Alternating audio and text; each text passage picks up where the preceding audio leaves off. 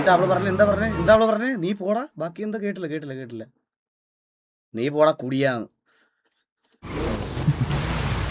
ഞാൻ വിളിച്ചു പറയേ. അരവിന്ദനെ ഞാൻ എക്സ്പോസ് ചെയ്യേ.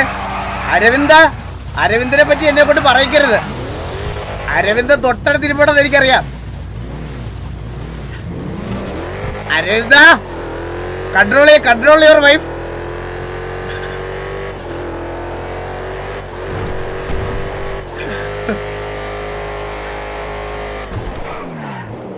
ഞാൻ പുള്ളിയെ ലാസ്റ്റ് ആയിട്ട് ഒരു ചത്ത ശവം പോലെ ന്യൂ ഇയറിന്റെ പരിപാടിക്കാണ് ഒരു അരവിന്ദൻ ഇങ്ങനെ ഇരിക്കണം. നാട്ടുകാരൊക്കെ കൂടിയിരിക്കണം. പുള്ളി അരവിന്ദനെ പോലെ ഇങ്ങനെ ഞാൻ നോക്കുമ്പോ ഡ്രൈവർ ചെയ്തിട്ട് മാറിയില്ല. ശ്വാസം കൂടെ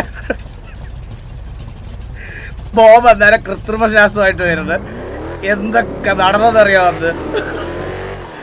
അത് കഴിഞ്ഞിട്ടേ പുള്ളിക്ക് അടുത്ത ദിവസം രാവിലെ ആയപ്പോൾ തൊട്ട് റിഗ്രറ്റ് ആയിരുന്നു. പിന്നെ ഒരാഴ്ച നമ്മളോട് ആരുടെ വാ തുറന്ന് സംസാരിച്ചിട്ട് പോലും ഇല്ല. പാവം കിരഞ്ഞെടുത്ത്